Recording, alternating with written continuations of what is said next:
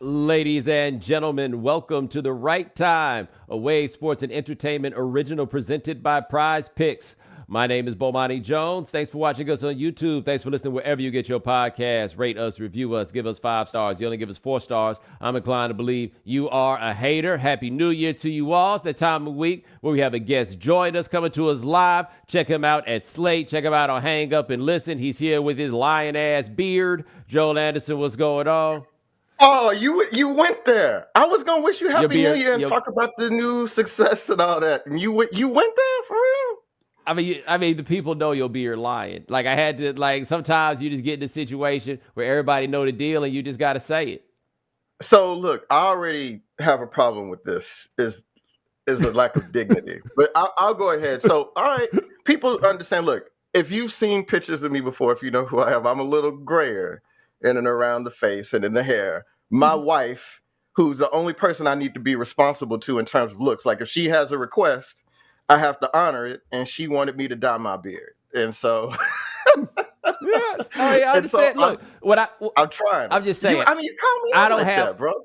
He'll say, I don't have a wife, but at one time I had a TV show on HBO, and it was made kind of clear to me by every barber that came in that we was going to be lying to the people. You know what I'm saying? Right up here on that headline, we was going to be lying to them. Like it was a lot of fiction that was there, man. And so I looked up and you had mentioned it, people had noticed that your beard was out here lying, I didn't say this. See, this is supposed to be in between family, you and me. I'll say so. I'll tell the people because look, I'm an honest man. So I sent Bo a picture because I've been fighting the dye thing for so long, and so I got my beard re-dyed right after the Christmas holiday. And my little son, he's 20 months old.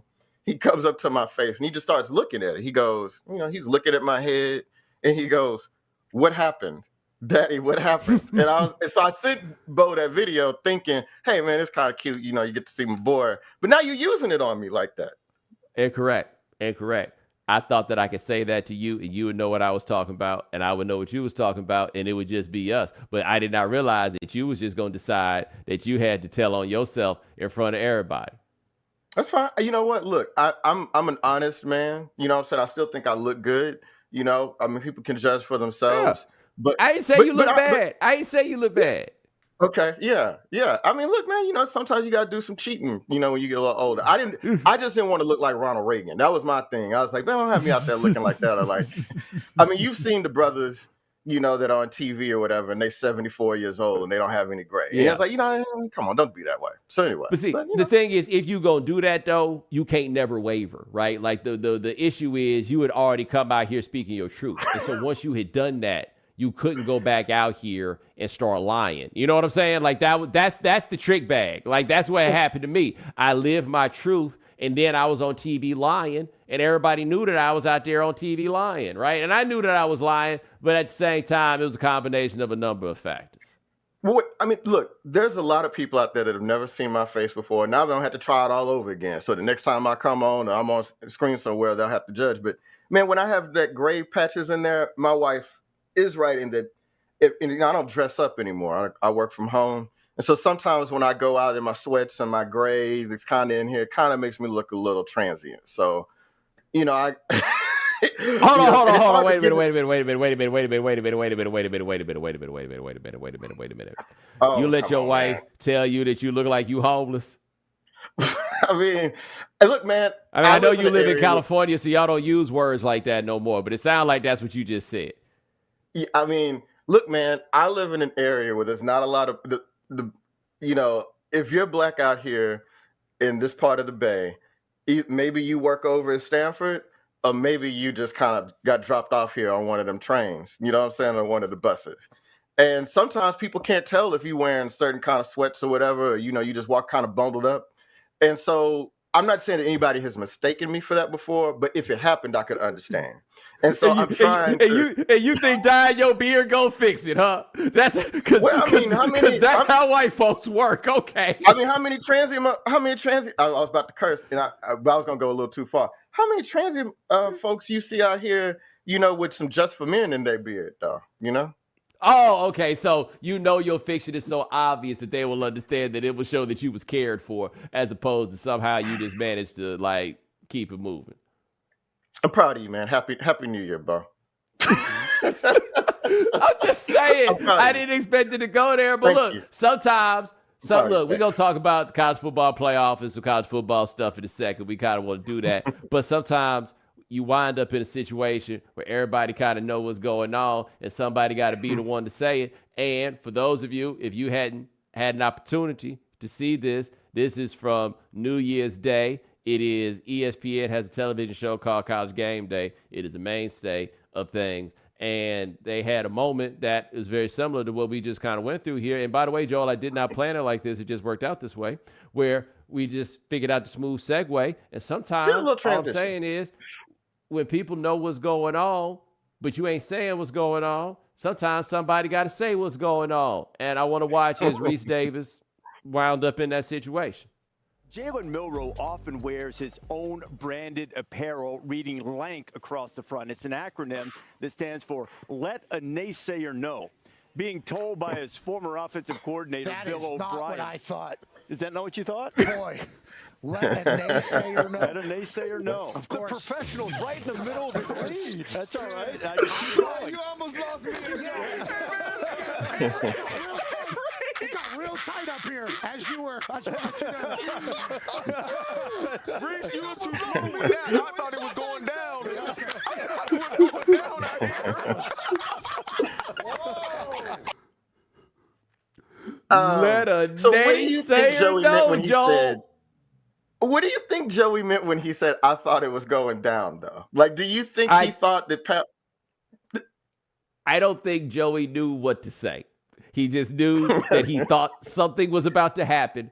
I don't know if he had an appropriate description, but I thought it was about to go down encompasses enough of what might have happened there that you really can't go wrong with. I thought it was going down. Now, my favorite part of this, again, it's LANK, which stands for Let a Naysayer Know. And if you go back, Sean, I want you to run this one more time, and I'm going to tell you when to stop. But I want you to listen, because everybody's been raising this question as to whether or not Rece Davis knew what was going on or knew what he was doing. But I feel like he held that in naysayer for a minute. Like he syncopated that shit. Play that.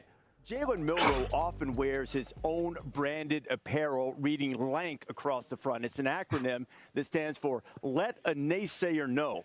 Being told. Stop there. I don't know. Maybe I imagined it.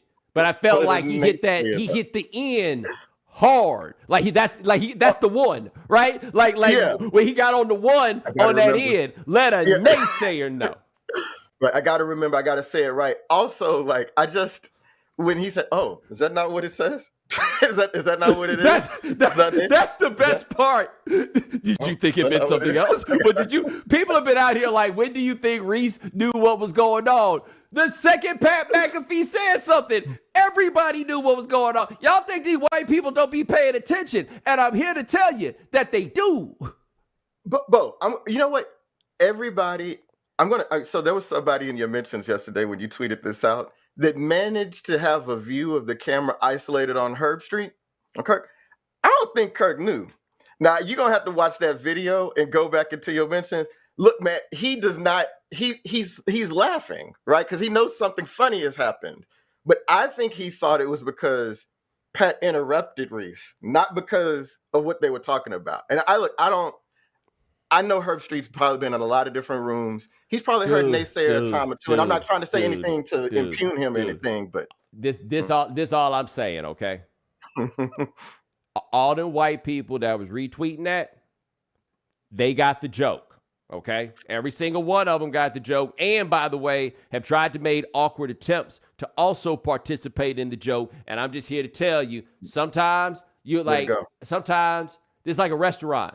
You ain't got to do nothing. Just sit your ass down and eat. You know what I'm saying? Like, you don't need to be coming in the back. No, we don't need no help with nothing. You ain't got to wash no dishes. Stay away from the pots. Just sit there and eat before you fuck around and burn yourself, okay? Just stay right over there where you are. But I don't know why. Look, man, these dudes done spend a lot of time, like Kirk Herbstreit, not as much. They've been around enough black people to where they know what we be doing. They know what we be talking about. And I'm telling you, look, you telling me you think Rece Davis, you think Rece Davis didn't know? Rece Davis is like, you thought it meant something else? He knew what time it was. How Pat McAfee know what time it is, But we just assuming these other cats don't.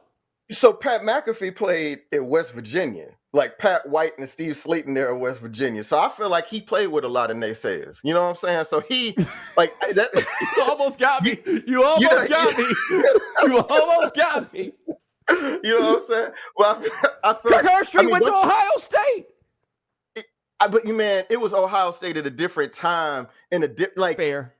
When, fair. You know what I'm saying? I feel like he played in a locker room where it was less likely that he would have had to have socialized. Okay, I hear what you're saying. I'm going to tell you a story that somebody I know and care about deeply knows. I'm not going to identify the person. The person will be listening. I'm not going to identify them because I don't know if that person wants to be identified. But this person had, I guess the term we use now is administrative assistant, but at the time we called them secretaries. This person had a secretary who was a white woman, and it's like an HBCU. Right? Like if you've been around a state HBCU, you know the white people who work there, and they just white people. They ain't in there with slanty haircuts and bamboo earrings. Nah, man, they just white people who got a job at one of the biggest hirers in the area, right? Sometimes you got to swallow your pride. I don't know. I like the lady a lot. Just want to be clear. So anyway, the person was explaining to the white lady as they were attempting to, in a way, make something out of nothing in order to make something work using non-traditional means. Oh no. Oh, I already know right, this like coming. a sort of a layperson's engineering, if you will. I have heard the phrase Afro engineering in reference to this, which I thought was pretty clever. Okay, that's and so really, I didn't think there was another option that would be suitable under this circumstances. Yes, nor I, right? Okay, yeah. And so as this person and the white woman were working this out, the person says to the white woman, you know, that we have a phrase that we use to describe something like this. And the white woman's response was, oh, yeah, I know. We use it too. Now, I'm just saying this to, again, let y'all know these white people are way more up on game. Who you think started it? Who you think was the first person to say naysayer? Who you think came up with naysayer? Y'all think we took naysayer back? We've been naysayers forever over there. Yeah, but they don't know how we be using it. We learned it from watching them.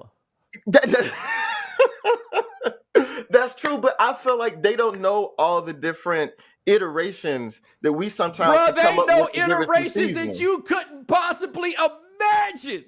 That they know. They know iterations that would shock you. If you go onto that website called the Racial Slur Dictionary, all it is iterations of naysayers. They got naysayers from other countries, and when they got somebody they don't like from another country, they just call them that kind of naysayer. You from the desert? Guess what kind of naysayer you is?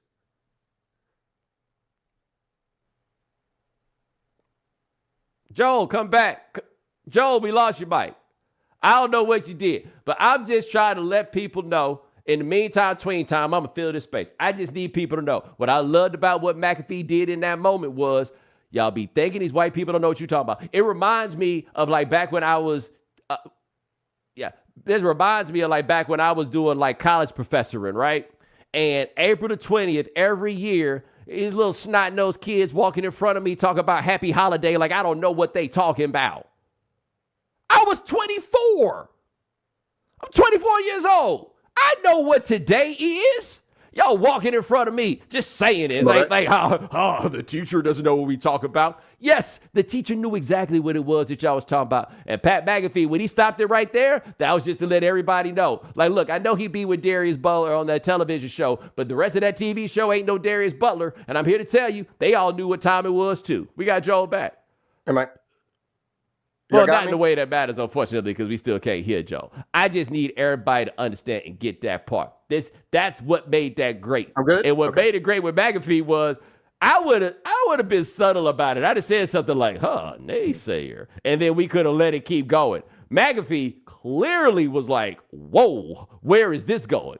Like, clearly, when Rece was reading out the teleprompter before they came out of commercial just to get his bearings, McAfee was not really paying attention. Orb was like, that seems a little weird. And then it happened in real time, and he was like, whoa, whoa, whoa. I thought, look, they let McAfee say whatever he wanted. He was like, apparently Rece Davis got all the power in this piece. I mean, so look, man, I think you're right in that, like, white people, they started it, they perfected it. You know what I'm saying? And then they turned it over to us. And I don't think that they're necessarily keeping up. Like, I mean, for instance, the other day, about a week ago, my wife, she's biracial, her mother's white. She had her family come over. They've had nothing but black men up in this family, man. You know what I'm saying? It's white people from Boston, very, lovely family, whatever. But a lot of brothers that have been in this family. So I was talking to them, and I said, yeah, man, taco meat. I said, the woman said taco meat. And I was like, yeah, man, taco meat. I started laughing. She's like, why are you laughing? I was like, oh, you don't know what taco meat meant? I was like, I just kind of assumed y'all would know what taco meat is, given, how y'all are in the world. And I'm saying, sometimes you cannot take for granted what white people don't know about us as well. And I think you would take it for granted what they say. That's the part. That's the part that I think, like taco meat, I get where you're coming from. I see the example. I see the parallel that you were drawing in this circumstance. I tell you this, Rece Davis knew good and goddamn well that it wasn't Naysayer. And if it wasn't Naysayer, then what was it? I mean, okay, so, like I'll put it like this. If it had been Ninja, he would have known it ain't Ninja.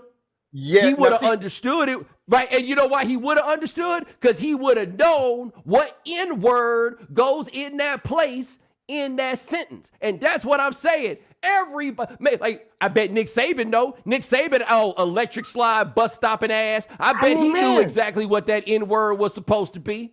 Yo, but money, they giving these shirts to everybody.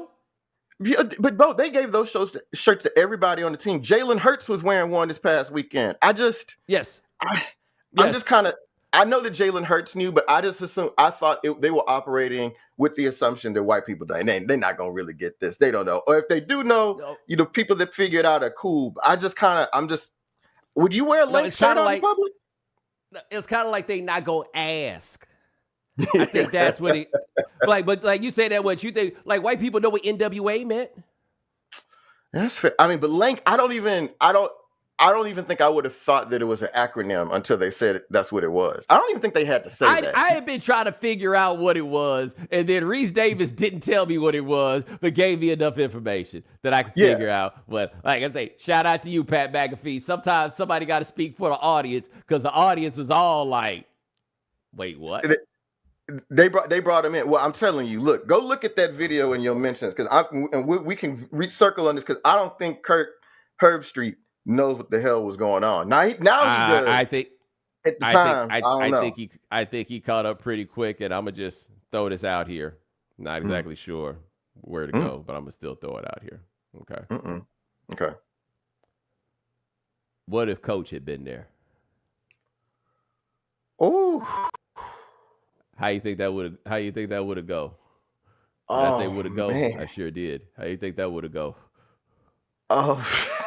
Would you like me to talk about something else? Did I make you? Did I just make things terribly uncomfortable? I feel like I did. I think I did. I'll say this. You know why? Because I feel terribly uncomfortable right now. It wasn't. Well, I mean, actually, I was gonna say if Lou Holtz would have known for sure if it had been that coach. Oh man, Lou Holtz. I'm fearful of exactly how Lou Holtz. How Lou Holtz would. I'm saying my favorite Lou Holtz story, my own personal Lou Holtz story, is.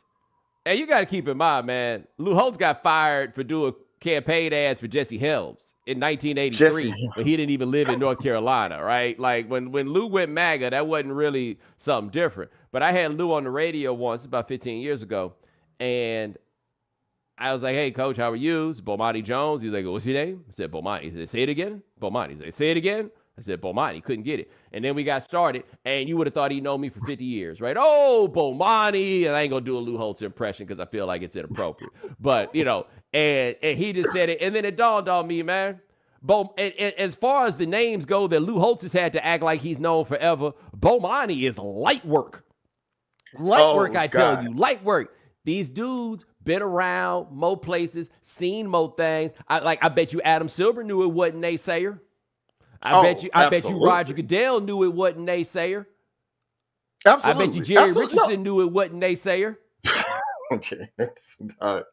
I'm saying that there are definitely a lot of white. Them coaches absolutely know. I feel like Kirk Herbstreit is wonder bread enough that it might have slipped past him. I can say, I'm not trying to be mean to Kirk. He did block me on Twitter. I'm just telling you this. Whatever. Kirk been around enough kids to know, A, it ain't Naysayer, and B, hey, man, you know what kind of music his son's probably been listening to? He done heard a lot of things that he ain't want to hear. Now, maybe them kids be wearing headphones now, so it ain't a thing, but, all the same, I want to switch gears just a little bit because I didn't plan to go this far with it, but we wound up with some real philosophical quandaries about the matter. And I'm glad that we were able to play the sound so that everybody else. Hey, Sean, can we play it one more time just so we can all get a good laugh out of this? Jalen Milroe often wears his own branded apparel reading LANK across the front. It's an acronym that stands for Let a Naysayer Know. Being told by his former offensive coordinator, That is not what I thought. Is that not what you thought? Boy. Let a naysayer know. Let a naysayer know. Of course. The professional's right in the middle of his. Let a naysayer know. Keep going. You almost lost me. Look at Kirk. Look, Kirk. He's like, man, I don't know what's happening. Oh, no, he's like, I don't know what to do. Yeah. Kirk don't know what to do. That's different than not knowing what's going on. By the way, subtle thing about that. Who's sitting at the head of that table? Who get the big piece of chicken at that table? You notice that? That's 5 people at that broadcast. Who getting the big piece of chicken? That's why they made them start wearing jackets. In the middle. In the middle. Yo, last 2 times I seen McAfee on there, they made him put a coat on. I'm just throwing that out there. Like if they're like, look, man, if you're going to be the face of this thing, like, I feel you did it your way, big dog, but hey, man, come on, man. Hey, man, come on, man. Like New Year's resolution, can you put a jacket on? I mean, at least cover your arms up. You know what I'm saying? They were like, hey, can you at least just cover your arms up when you're going to be at the Rose Bowl for us, please. All right, you know what? This would be a good time to hit our break right fast. We're going to come back and talk about the actual college football because I think there's a lot really interesting that came out of that Rose Bowl. And because me and Joel are old, we're probably going to talk about some of the corny stuff about the Rose Bowl that just makes it perfect. Just perfect.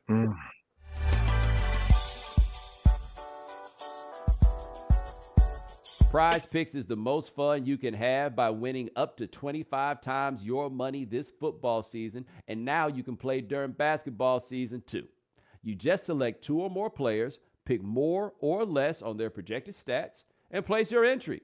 And with the NBA back, you can now pick combo projections across football and basketball from the Specials League, a league created specifically for combo projections that includes 2 or more players from different sports or leagues. Prize Picks is really simple to play. You can make your picks and submit your entry in less than 60 seconds. And if you stick around for the end of the show, you'll get to hear some picks from producer Sean that can either help you win or make you fail miserably. So make sure you go to prizepicks.com/Bomani and use code Bomani for a first deposit match up to $100. That's prizepicks.com/Bomani. Prize Picks, daily fantasy sports made easy.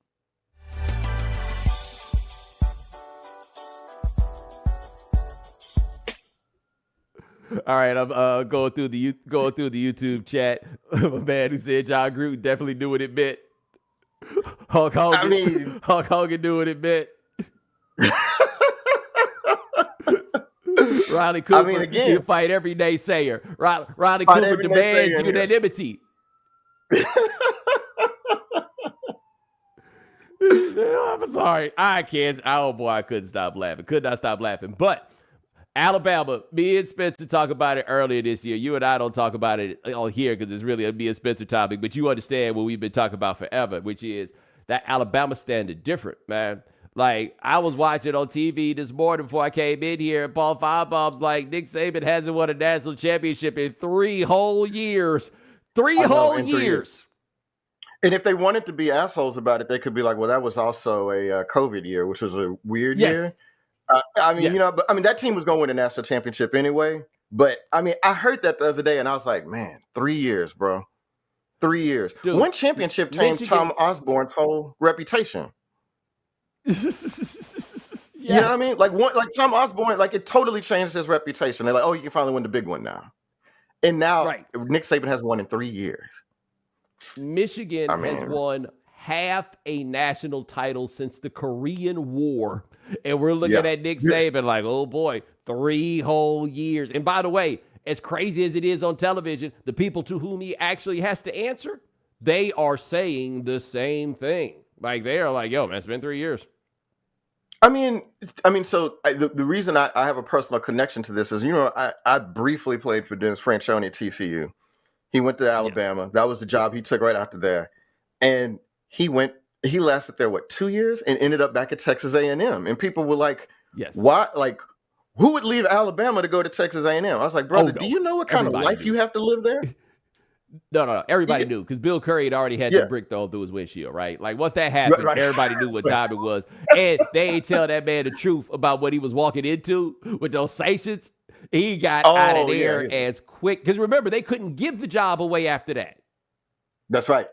They had to go through a lot of different options to who got it? Mike Shula? Okay, Shula?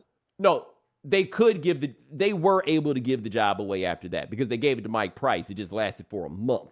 And then right, Mike. Oh my God. The thing happened. And then they had to hire Mike Shula. And then after Mike Shula left, they couldn't give the job away. So they had to give $1 zillion to Nick Saban. Because everybody had told him no. Like Rich Rodriguez had told him no. A couple other people. They couldn't get anybody to take the job. And it was Alabama ain't never going to be that ever again. All of that stuff. And then they just said, fine, give Nick Saban whatever he asked for. And they backed up the truck. They gave him all the money. And now they saying it's been 3 whole years because this will be the longest it's been since they won a national championship. Bro, they went 12-1. They beat Georgia in the SEC championship game. This game went to overtime. And they clearly did not have the best players. Bomani, this was the worst team Nick Saban's had at Alabama since 2008? Like when they had to run the Glenn Coffey. You remember Glenn Coffey? I'd say 20. I mean, that 2010 team lost 3 games. But they were really talented. Like they lost a lot of games, but that was Mark Ingram. I mean, they were a really talented team. They just dropped a few games. Yeah. I thought this team didn't have like any frontline talent at the skill positions. Like whatever you think of Jalen Milroe, like whatever, but like that dude's not going to be a first round NFL pick. So I mean, I think Nick Saban did a hell of a job. Like this team should not have been an overtime away from the national championship, right? Like I when this season started off, there's no way you could have told me that they would get that far. But I mean, with a true freshman at left tackle, right? Yeah, right. A true freshman at left tackle. I mean, Jalen is the first time starter. They didn't have any frontline running backs or receivers. I mean, like, what did anybody like about this team outside of like the secondary with Caleb Downs and Kool-Aid? Like, what else did people really like about this Bama team? Well, Dallas Turner, I think, was the other guy that people really like. But I'm very curious about those receivers, though, because they look just like the receivers they've been rolling out here for like the last 5 or 6 years that all look exactly the same. And they seem to be very good to me, but they just not seem to have a quarterback that was the best fit. No matter how you think of Jalen Milroe is kind of boom or bust. Like, it's going to be big plays or it ain't going to be nothing. Like, if you want to run a quick game with him, it's not going to work. And they seem to have receivers, those same 5'11", 195-pound, 200-pound tanks that they've been rolling out year after year. They seem suited for a different type of quarterback than him. Yeah, the Judys and Burtons. And yeah, man, I mean, I think the thing about Jalen Milroe, which is kind of, I think people need to, it's got to be very frustrating to go from, Jalen Hurts, Tua, and then Bryce Young to this, but that is the way you completely skipped over Mac Jones like it didn't happen. You skipped over Mac Jones like he didn't win a national championship. Yeah, Mac was pretty nice. I forgot. Shout out Mac Jones, first round pick. But when you get, I mean, this is what life is like for most other college football programs. And also, like, I think the thing that's sort of frustrating for people, they forget this is what most college quarterbacks look like Jalen Milroe. You know what I mean? Like, he's good, he's dynamic, but like a lot of quarterbacks can't, play the intermediate game all that well. Like, you got to develop them, especially at their freshman year. So yeah, I mean, it was a bad fit, but I mean, is the theory that maybe next year was the team that was going to be the really good one? You know what I mean? Like maybe that, like you give Milroe a chance, or you get somebody in the portal, right? Because they didn't get what they wanted in the portal this offseason. Yeah, I guess they've just been so good for so long. Like, doing the count off of the top of my head, Alabama has finished in the top 10 16 years in a row. Yeah, man. 16 years in a row. And they're not doing this like Oklahoma, Nebraska in the Big 8, where you basically had one, maybe 2 games all year that you knew you had to get ready for. Like one non-conference and then Oklahoma, Nebraska at the end of the year. They're doing this in what has been the best conference in America for the better part of the last 20 years, the most talented conference in America and the strongest division in America for the better part of the conference that wants it the most. And the conference that wants it the most. The conference that's like, oh, I can't let you stun on me. We got to like take some of that, right? Yeah, Bama has been on a run of development and retention, and that's both players and coaches, and success that is unprecedented in modern history, right? Like that's a run that's not supposed to last 5 years, let alone 15. And there's just this natural erosion. And so the margins get smaller. Georgia steals a piece of the rock. And then like all the other foundational pieces of college football have changed around Bama, you know, the NIL, the transfer portal. Like Dylan Raiola went to Nebraska. Like that wouldn't have happened 5 years ago. You know what I mean? So I don't know. Well, yeah, I mean, the family name, right? That's the only reason. If his name was Dylan Raider, you know, something like that. Like that guy does not go to Nebraska. So things are changing fast around Bama, and yet and still Nick Saban found himself in the playoffs a couple yards away from going to the national championship game. And me saying it like this doesn't make any sense because Bama don't give a shit. Like Bama fans don't give a shit. They like, I heard all that, but what? I mean, what? What you got? And what? What you got? All right, I got 2 things to point out. Shout out to John in the chat who makes the point that, and for those of you who don't know, Jalen Milroe told everybody that Bill O'Brien told him that maybe he wasn't a quarterback, which, of course, is a loaded statement to make. However, a whole lot of y'all need to stop acting like y'all wasn't thinking the same exact thing around week 5 of this season. Anyway, John says here in the chat, Bill O'Brien, he just tried to lank. That's all he's trying to do. He's just trying to. Are we rolling? Are we riding for Bill O'Brien now? Come on. We're not riding for Bill O'Brien. I'm just saying. Apparently, Bill O'Brien was trying to let a naysayer know, right? Like he was just trying to. He was just trying to inform a naysayer. Bill O'Brien said about him. Christian Hackenberg was the truth. You know what I'm saying? Like, I mean, it's not like he was alone. It's not like he was alone. But look, he tried to look. All I'm saying is, and the dude makes a point, whether he was right or wrong, if you ask Bill O'Brien what he was trying to do, he would say lank. Number 2, do you think Mac Jones would wear a lank shirt? That's another discussion. Like, you said Jalen Hurts is wearing the lank shirt. How does Mac Jones? I would love to see an interview with Mac Jones. Number 3, let us not forget that at Alabama, they play the C Murder. Dun, dun, dun, dun, dun, dun, dun, dun, dun. And I asked, do they know what that song is? And they call it Down for My Defense. Dun, dun, dun, dun, dun, dun, dun, oh my God. Yeah, they say Down for My Defense. That's because I was very curious as to how that all came about. But yes, all this with Alabama, don't you worry. They may not have sustained excellence, but they will always have some excellence. Everybody has had a big year there. Mike DuBose even had a big year, even if it was followed by a terrible one. Mike Shula had a big-ish year. That one, I want to say 05, where Prothro got hurt. If Prothro doesn't get hurt, a whole lot goes different. Right. Bill Curry had started the season 10-0. And then, of course, they fired him after losing 2 games in a row after that. But everybody gets a year. I feel like Franchione won 10 games there one of them years he was there. Remember, he was on probation. They threw their own bowl game. They scheduled a game against Hawaii because they was on probation. And so they basically scheduled a road game at the end of the year in Hawaii so they could have a bowl game. I forgot about that. That's I mean, that's and a then good look. Franchione was like, yo, these people are crazy. Man, look. See, he thought Alabama was crazy, so he went to A&M. He's like, these people have more reasonable expectations than the people in Tuscaloosa. Easily. I tell you this, though. I give you proof that he was right in that assumption. Okay. What is the worst beatdown that you, as a journalist, ever covered?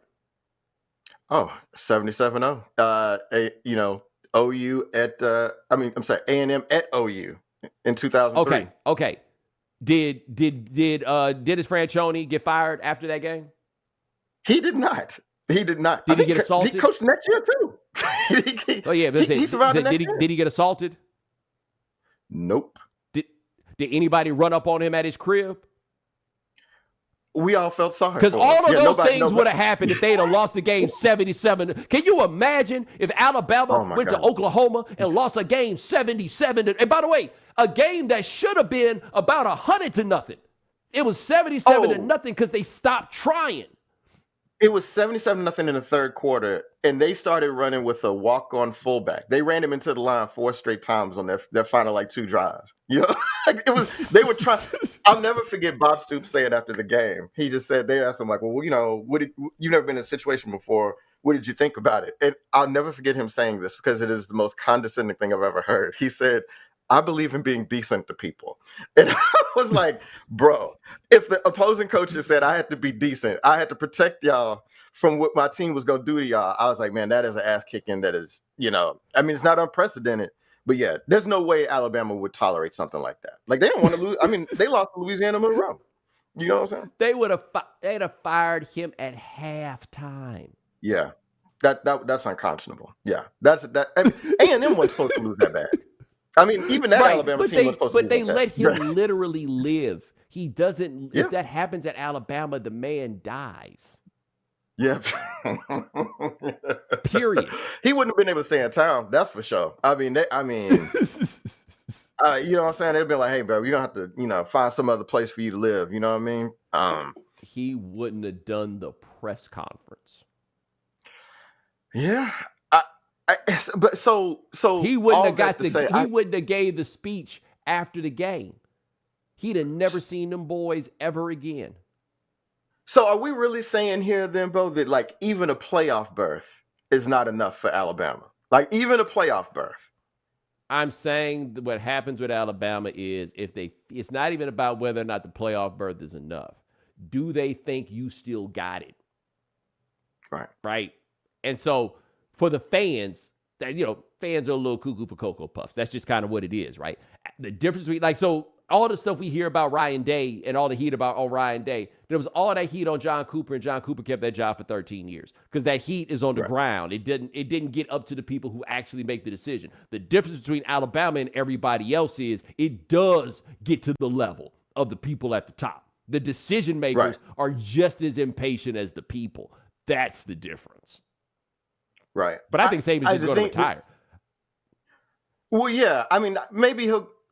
Okay, that's a good question. Do you think he'll retire this year or next year? Yes, this year. Oh, like in the next couple weeks? Yes. Wow. I have thought all year that this would be his last year. And what Nick Saban is now is very interesting is that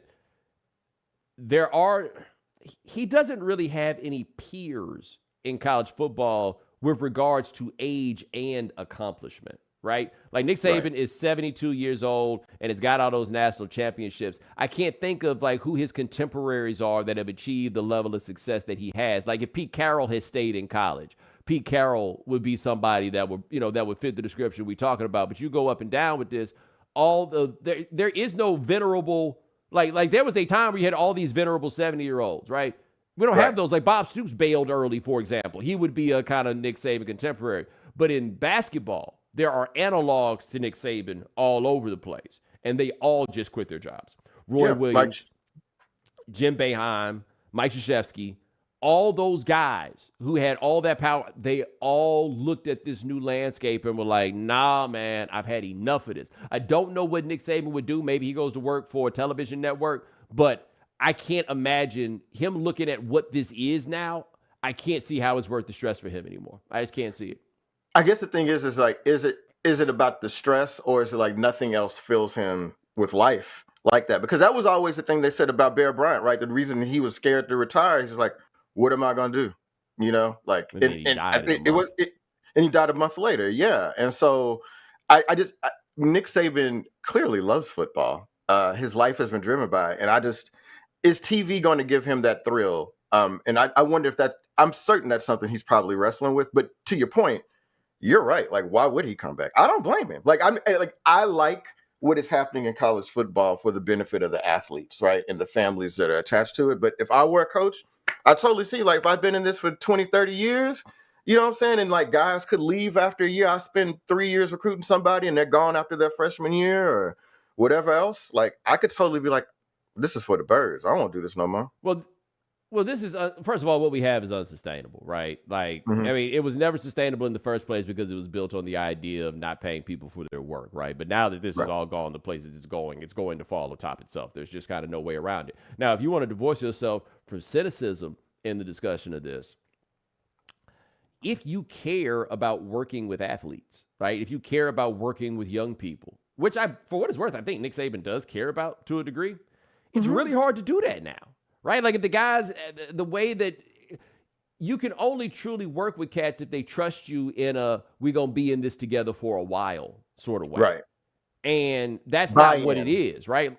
Yeah. Like the buy-in part isn't happening. Everybody's just looking to jump and go. And I get it. I think those guys are all making terrible decisions. Overwhelmingly, 90% of the people that decide to do all this transferring, I think, are making really bad decisions.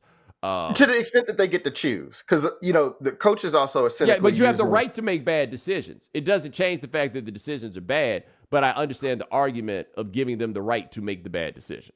Oh no, what I'm saying is that sometimes I think the coaches are also pushing kids out where they don't have a choice. Correct.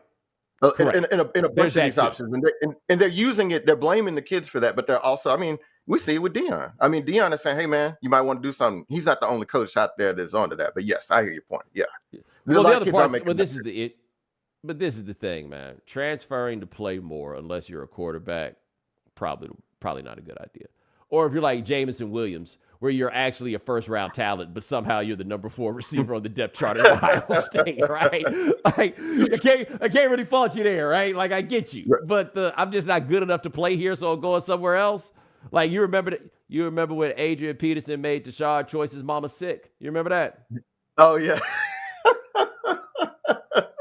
I'm sure that he was telling the truth. I'm sure she was not doing well. But Tashard Choice played in the NFL for a while. He went to Georgia Tech, but he started at Oklahoma. And then Adrian Peterson showed up, and then he got one of those, I got his illness in the family, I gotta get back home to transfer, mama. so he can start playing right away. And so we was just like, damn, Adrian Peterson made his mama sick. And that's an NFL running back. Mama, he made sick, by the way, too. Like Tashard Choice played in the league. Yeah, he was good. But if I'm a running back, the best thing that ever happened was Adrian Peterson showing up. Right. Give him the ball all the time. Priest Holmes got to play with Ricky Williams. You know what I'm saying? Like, I mean, if it had been a different time, Priest Holmes might have gone somewhere else. So there is enough to eat. I totally get it, because even, and I'm not to make this about me because I wasn't good or nothing like that, but I thought about this in school. I was like, do I want to transfer somewhere else to play? Like, just like get a chance and like play. And I'm like, that I think in 19, 20, 21, it seems like the most important thing in the world to play, to get out on the field.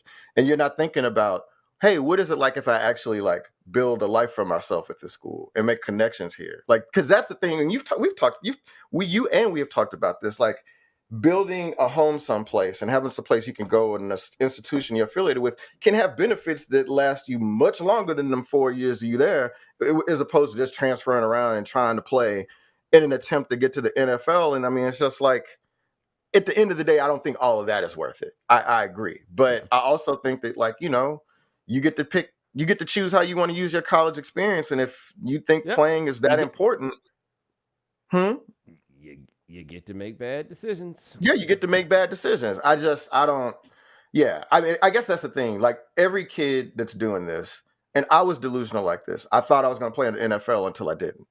And a lot of these kids feel the same way. And so it's hard to tell them, give up your dream. The thing you've been working on your entire life, probably, like, give it up, like, and just sit here and go to school. That's tough. That's tough, Yeah, I feel that. Now, before we get out of here, we have not talked about the odds-on favorite to win the championship, Michigan, or the team they're going to play against, Washington. By the way, shout out, we bringing the '90s back. You know what I'm saying? Like that's what we got here. Look. The Washington thing is weird. It's not weird because like Washington is a sneaky sort of program in the sense that they always have access to players because California has so many players, and Washington can offer something that no other, I'll call it a legitimate Power 5 program can offer, which is we're in a city. Yes. Like if you want to be in a city, you want to be in a city, but also play big time football. Your options are basically there, Miami, USC, Georgia Tech. UCLA. But Georgia Tech, you got to get in. Right. Yeah, but UCLA is in LA, but it still feels like it's in its own world, right? Right. It's a bubble, right? It's a bubble. Yeah, like USC, USC, but there aren't that many places that give you. People do not think of, for whatever reason, the University of Washington as a city school in the ways that they think of other schools that are in cities like Seattle. They don't think of it like that. No, that's real. That's real. But yeah, I mean, it's a beautiful place. Like Warren Moon is from LA. You know what I mean? And Warren Moon went up there in the 70s. So they've always been like kind of eating off of that. Yeah, and Chris Peterson was consistently getting like top 10 recruiting classes. Like they were a power in the 90s. Like it wasn't just they were just kind of popping up and being decent here and there. They were a power in the 90s. I want to say had like a top 5 finish in the 80s. Like this is a program that has pedigree and has history, and then they just went and got a 45-year-old beast at quarterback, and boom, voila, got some receivers, and it's on and popping. If that team played anywhere else, they would be a phenomenon. Well, I heard people compare them to LSU 2019, and that is, I mean, it sounds absurd, but we didn't know what we were looking at LSU 2019 until it was all over. And we're like, oh, that was Justin Jefferson and Ja'Marr Chase and Joe Burrow, who all ended up balling in the league. We didn't think that all 3 of them were going to be that good. So, I mean, when I was looking at them against Texas, and it's not like Texas defensive backs. I mean, there were a couple times they got burnt when homeboy had to do the pass interference. It's not like they were out of position all the time or like they were doing terrible coverage. It's just Washington has an NFL offense, bro. You know what I'm saying? And sometimes those dudes just gonna win. And that was really that is the best Texas team since the one that won the national championship. I think that's a fair statement to make. No, that's not better than the 20. Is about as good. 2009? You think it's better than the 2009 team? I thought the 08 team was better than the 09 team. I didn't think the 09 team. I thought the 09 team kind of just won all their games. I didn't think that one was quite as good. But the 08 team, that was basically the 09 team, but it also had a Rakpo. That one was that one was a monster, Chief. Yeah, that's what game did they lose? Was that the year they lost the Texas Tech game after they had a run of just games against top 15 teams. Like I think they had one against Missouri, they had the Oklahoma game. They had one more right before that was like a real game, and then Earl Thomas missed that. Earl Thomas missed the tackle. Crabtree scores the touchdown, and they lost that game by 1 point.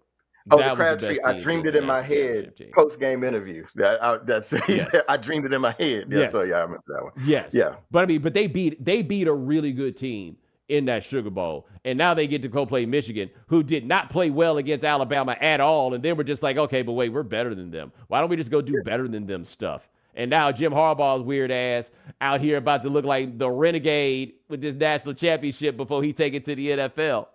You think he's gonna go? Because I mean, yes. Michigan's gonna try really, really hard to keep him, understandably so. And I don't know. Are they? Well, I mean, allegedly. So I have a coworker, well, shout out BML, who's a Michigan fan. He's all of them. And apparently they're making him a strong damn offer. Was that what Les Miles said? To stay? Yes. Yes. But I don't know. I mean, I don't, that's Will Wade. That was Will Wade. Will Wade made the strong damn offer. That's Will Wade. That's a strong damn offer. Les Miles said something like that. But anyway, yeah. He said he had a damn strong football team when he was lying, acting like he wasn't going to go to Michigan, even though he ultimately did not go to Michigan. That's right. That's right. But yeah, I mean, Harbaugh wears people out. That's my thing. Harbaugh wears people out. And so my question will be about exactly how strong they will try to keep him and how indispensable they truly believe he is. At Ohio State, they let him go because they don't think any of these guys are indispensable. I don't know how they feel about him. I personally think, at least for college football, I really don't want him to go because whether we like it or not, the stars of college football are coaches. Coaches are the ones that keep this thing interesting. And when you and I were kids, the coaches were very interesting across the board, and now it's just a bunch of boring-ass dudes. And I love having this weirdo around because he's just so interesting, and we lose a lot losing an interesting character. Is he kind of like a less vengeful Steve Spurrier? You know what I mean? We're just kind of. Nah, that's not the right one. But because he stands for things. Like Spurrier was interesting because he was just so flippant about these things and just loved talking smack to people. But like Harbaugh, regardless of whether or not you agree with him, Harbaugh publicly taking the stances he's taken on abortion, for example. Don't nobody do that, right? Like he's willing to take the smoke that comes with that. But he's also the guy that's out here saying these guys should be paid. He's the dude that came out here and condemned Kaepernick at first and then realized, yo, I was tripping, and then started getting on the like, yo, we got to do more to make sure that people have proper representation when they wind up in these court situations, because he had to stop and ask himself, what can I do to make things better? While all the crazy stuff about drinking all the milk and everything, and he didn't want a quarterback that ate chicken because the chicken was a nervous bird, and then he bought some chickens, and now he's got a whole new opinion of chickens. Like, he is so, I love it. I don't know if I like him. I have not come up with an answer with that. But the idea that the coach is interesting, we don't like the Kalen DeBoer dude. He has a very interesting football team to watch. I don't know a damn thing about this man. Oh, yeah. I mean, like I always said, if I hit Kalen DeBoer with my car, I'm not sure I still would know who he was unless he had a Huskies pullover on. But, I mean, also, my guess, Bomani, is that you would not like Jim Harbaugh because everybody seems to hate Jim Harbaugh. Like, I mean, first of all, how quickly the Big Ten rallied around. Have you ever known of a head coach who's had highly publicized, like, run-ins with coaches like Jim Harbaugh? Like, remember the Jim Schwartz handshake thing? Schwartz? The Jim Schwartz thing, yeah. Pete the Carroll, handshake thing. Pete Carroll, what's your deal? What's your deal? Yeah. I mean, yeah. Do people not like him, or do people get tired of him? That seems to be the question. And I would know, at least with that Stanford staff and with this one, you put brothers on, right? Willie Taggart's his guy. David Shaw's his guy. Sharon Brown. If Harbaugh leaves, there's a good chance that Sharon Brown will be the first black head coach at the University of Michigan. Sharon Moore, by the way. Sharon Moore. Brown. It's not, boy. I can see why you might, you know what I'm saying? Sharon does. You know exactly why I thought it. You know exactly why I thought it was Brown, and we can't say why, but it's based on the text exchanges. I thought it was Brown. Sorry. Yeah, exactly. But I could totally understand. Somebody called her Sharon White in our group. Accidentally. But yeah, no, man. I mean, you know, I guess Sharon is in line, but there's no way if I was Michigan that I would, even if he got on my nerves, I would keep him. I truly believe that Jim Harbaugh is one of the 2 or 3 best coaches of my lifetime. Like, he succeeded everywhere. I mean, he won at San Diego. He made Stanford great. He went to a Super Bowl. You know what I'm saying? We thought Michigan was at a.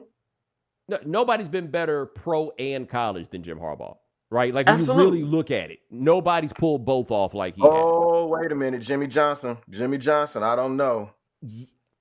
Okay. I guess that's the one. That's fair. Yeah. And Harbaugh's time in the NFL was short enough to be legitimately comparable. I think you are correct. Yeah, but I mean, it's close. I mean, but the idea that it is close says something, right? And we thought Michigan, I don't know about you, but I thought Michigan was done as a national power. I was just like, they've tried everybody. It's not going to work. Then they can be 8-4, 9-3, 10-2 sometimes, but they'll never get back to the level of wherever they were before integration or whatever. You know what I mean? Like, I didn't think it was going to be possible for that. And he did that. Right. So Sharon Moore, he seems like a really good coach. And everybody testifies to that, but that's different than Jim Harbaugh. Jim Harbaugh is special, and I would not let him go, even if that dude got on my nerves. And if he parked in my parking spot every day. Yeah. I agree with you. But the way that man was crying, Sharon Moore, after that one game for Harbaugh, That's a man Bruh. that's like, this dude gonna set me up to get this job. He promised watch. me. He promised me. He promised me. He said so. Me and my white wife, we gonna be on top. Oh, he did do that. He did do that. Mm. I forgot he was the Hubert Davis of college football. He also didn't ride for Jalen Milroe. We didn't get into that. Because we differ a little on the Jalen Milroe Bill O'Brien thing. We don't have to get into that. My point simply is Bill O'Brien ain't the only person that wondered if that dude would be better off playing running back. That's all I'm saying. He's not the only one. There are a lot of bad white quarterbacks, and they don't be telling them to go, hey man, you should try football. Fair. Let's Ben Kendra, you know what I'm saying? But I would make this argument. Nobody told Byron Leftwich to be a tight end. For that plotting dude, it was quarterback or nothing, right? Jalen Milroe is a tank, a really fast tank. It don't take much to think about putting him somewhere else. When the white dudes can't play, they just go to 1AA. Nobody's trying to find no other place for them. So I think with Milroe, if his question was not whether you're a quarterback, but whether you're good enough at quarterback, are we having the same discussion? Because the real question with him is he good enough to be a quarterback? And that is up in the air. Right. I mean, I guess it's like, what does he want to do with his life? I'm partial to Milroe, and I'll say this. We know he's from Houston. He's from Katy. He didn't go to Katy High School though. He went to Katy Tompkins, which is a new school, and he beat Katy. And I ride with that deal. That's like Katy was on a 75-game winning streak when he beat them at this new school in Katy. You know what I'm saying? He didn't beat them in North Shore or Duncanville. I bet they was mad. Oh, they probably were like, we can't let that boy go to another school next time. You know what I'm saying? Somebody got to rent house. All I'm saying is this: for those of you who don't know, Katy High School is where Andy Dalton went to high school, and if I had to bet, he was handing the ball off to a dude that looked a lot more like Andy Dalton than looked like Jalen Milroe, and was probably throwing a lot of passes to dudes that looked more like, Bill Jaslow. That was exactly the dude I was thinking about. I don't know if it's changed since we was in school, but when me and you were in school, Andy Dalton would be throwing to an Andy Dalton and handing to an Andy Dalton, and Andy Dalton might be in coverage too, but they was winning. Don't get it twisted. They won like 11 state championships there. Like that's in the state's largest classification. That is a legitimate power. So yeah, man, they're like the 80s, 90s Nebraska, Houston when we were growing up. You know what I'm saying? Yo, is Jalen Milroe Nigerian and nobody told me? He has a name that suggests his middle name. Yeah, his middle name appears to be very Yoruba. Okay, see, you would know, not me, but I saw the name and I was like, yeah. And let's just say, it would not take much for his hair to braid. Oh man, it'll stay. It'll stay. Right. Come on, I'm just saying, dog. His hair is made to stay in braids. He is. I want to do a naysayer like that, man. I ain't doing a naysayer like nothing. I'm only doing them like that if you think there's something wrong with having hair more close to the roots of the motherland, which I don't have a problem with, but apparently you do with the way that you responded with your lion ass beard. That's yeah. This there is we what go. trying. You know what I'm saying? Yeah, that is the misleading Joel Anderson. Check him out at Slate, my brother. I appreciate you. Thank you for joining us here. Thank you, brother. As always, my pleasure. Anytime. Oh yeah, man. Hold on 1 second. though. We got Sean to hit people with them prize picks, baby. What we got? Bo, I just want to say shout out to Prize Picks. I had the last picks I gave hit big for the audience members who decide to follow me. If not, that's on you guys for this week. We're going Bam Adebayo, 15 rebounds and assists. I'm taking more. Tyrese Halliburton, 44 points, rebounds, and assists. I'll take more there as well. And then SGA, 57.5 fantasy points. I'll take more there for Prize Picks. I just want to point out right fast that, I ain't no big Drake fan, but I recognize that Drake is that dude. Is Canada got like the rapper and the hooper with SGA that's like topping anything America doing right now? Because if that's the case, it's bad enough that Italy got faster Lamonts than us. We got to tighten up. I mean, man, look, I was really upset when Ben Johnson had us in a chokehold. Yeah. And I mean, SGA, man, ain't too many out there. dude, they gonna have to deal with them brothers, man. They gonna have to deal with that dude. We gotta do something, man. We get invaded by the Canadians, dog, at basketball. I mean, Zion was supposed That to means be they got man. that would mean that would mean they'd have basketball and hockey. We would lose the entire winter to them. I mean, it tells Zion to get it together, man. You know what I'm saying? You like New Orleans. You know what I'm saying? Yeah, Zion got to get it together. Ja got to keep it in check. You know what I'm saying? Like man, Yeah, we need to sit both of them down. Oh yeah. I mean, a drop squad need to show up like, hey, brother, you're not representing us properly in public. You know what I'm saying? Yes. It's time to get it together. Yes. But ladies and gentlemen, thanks so much for joining us here on The Right Time. Thanks for watching us on YouTube. Remember, follow The Right Time. Oh, Sean, you handle everything behind the scenes. My bad. Forgot to give you a shout out. But yes, subscribe, like, rate us, review us, give us 5 stars. You only give us 4 stars. I'm inclined to believe you are a hater. We'll talk to you guys in a couple of days.